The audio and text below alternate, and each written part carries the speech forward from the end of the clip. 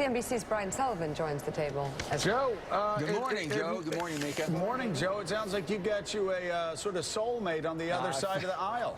I think I found an ally. I'm looking. I think I found one. Oh, that's nice. Wow. Well, talk about that 6-year term being a terrible thing to waste. That's been one of your biggest complaints. I got so many friends of mine that were on the Hill when I was, just said, you don't want any part of this mess. I mean, the Senate especially. Talk about it. Well, the bottom line is now there's 3 things you don't waste as a politician. You don't waste a crisis, a mandate, or a 6-year term in the Senate. And with that being said, we've got to do something. I've been saying that from day one here. It's very frustrating. You know that. But to find people that's willing to reach out and get away from the so-called hyper on both ends, the right and the left, the yin and the yang, trying to pull you in all different directions, basically go home and tell the truth. You know, represent the people that basically sent you here, and don't worry about playing to the basis of what you think is popular, what you think will get you reelected. You know, the best politics is good government, Joe. You know that. You do the right thing, it'll eventually come out. If you get defeated by doing the right thing, that's a pretty noble cause. That's not bad. All right, so let's look at, should we go politics, Keystone, or his charity in West Virginia? Well, let's go Keystone first. Sure. I mean, Keystone's a perfect example of why people hate Washington, D.C. Politicians being twisted up on something that scientifically is pretty straightforward. This pipeline creates 40,000 plus jobs, and the State Department said it is more environmentally safe than the alternatives. And yet, Hillary and the president don't support it. Well, Joe, it doesn't make any sense to me, because basically, if you're talking about safety, this product is coming to America. It's on its way. It's been coming more and more every day. The increase of just rail traffic from that oil coming from the tar sands is up 5,000%. We just had a major explosion in West Virginia, train passing through. So it's going to come by rail or by truck. It is much safer, much more environmentally safe for it to come by pipeline. Why they don't accept this is beyond me. And if the environmental community, they're not against the pipeline, Joe. They're against production of the oil. That's what they're against. Well, guess what? That's Canada. They're going to do, that's a sovereign country. They're going to do what they think's best, and we're going to buy that product, and I'd rather buy it from my friends than my enemies. I've always said that, and the safest way to move it is by the pipeline. All right, so let's talk about the race for the White House. We mentioned Hillary Clinton. You endorse her as candidate for president?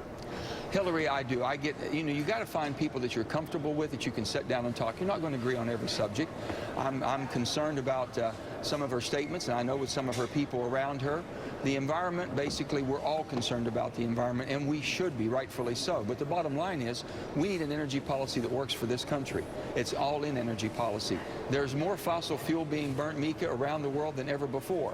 If you want to clean up the climate, and it's a global climate, then make sure you have the technology, and make sure you develop that technology with a whole nother industry here in America. I'm all for renewables, but basically when 82% of our energy comes from coal, from natural gas, and from oil, don't you think you ought to find better ways to use it, because the rest of the world's going to do it? What do you think about these polls that we just showed this morning? There's a new poll that shows only 30% of Americans think Hillary Clinton's trustworthy. Over 60% don't think she's trustworthy. Do you have a problem supporting a candidate that the American people don't trust by a 2-to-1 margin? I can only talk to my constituents and people that want to listen. I know Hillary. I've sat down with her.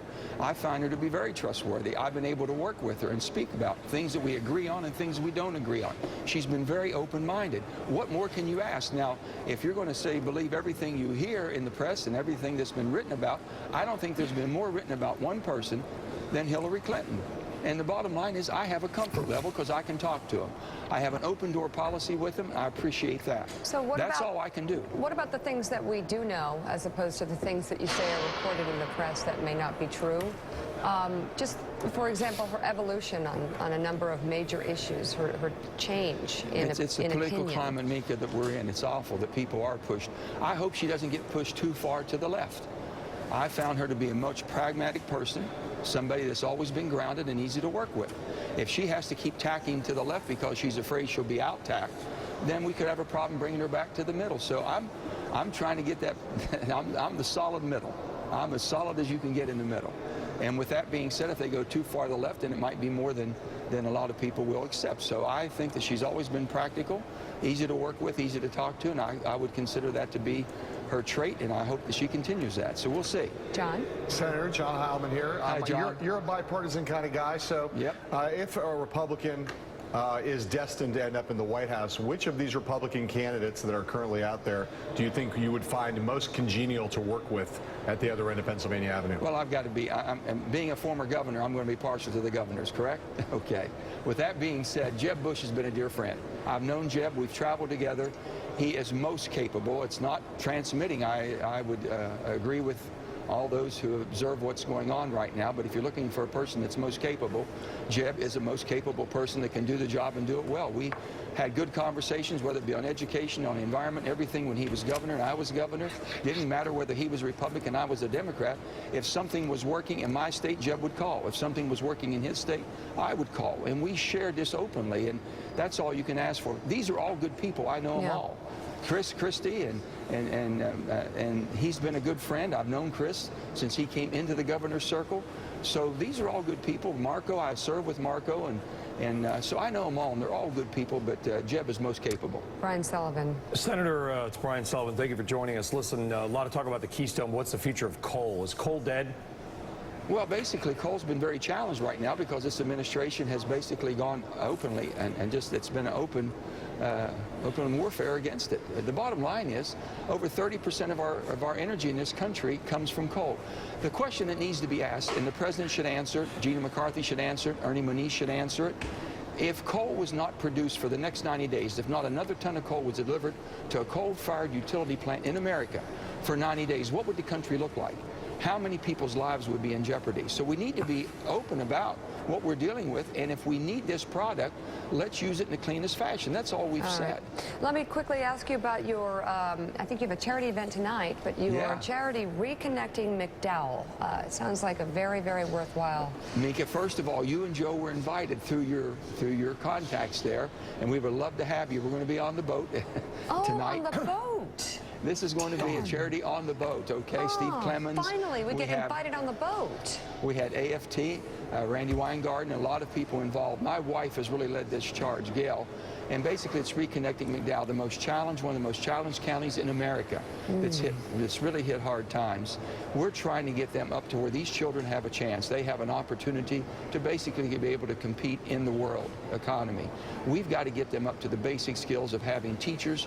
Teachers have to have places to stay, so we're starting from the ground up. We need everybody involved. If we can do it in McDowell County, then we can do basically a competitive education forum anywhere in the country. That's what we're working on tonight. We've got about 40, 45 people coming. We'd love for you and Joe to be there. I know you can't, but we're still going to do the boat. Well, try again. Hope you have more, because we would love to help support that. Thank you very much, Senator. I'll tell you Joe what, Manchin. we will send a contribution your way. Thank you, Joe. We appreciate it. This is what, if anything would ever make you feel that you've accomplished and done something and contributed, helping McDowell County lift itself up from one of the most challenged areas in the country would be something special. We'd love to help, and we will. All right, Joe, thank you.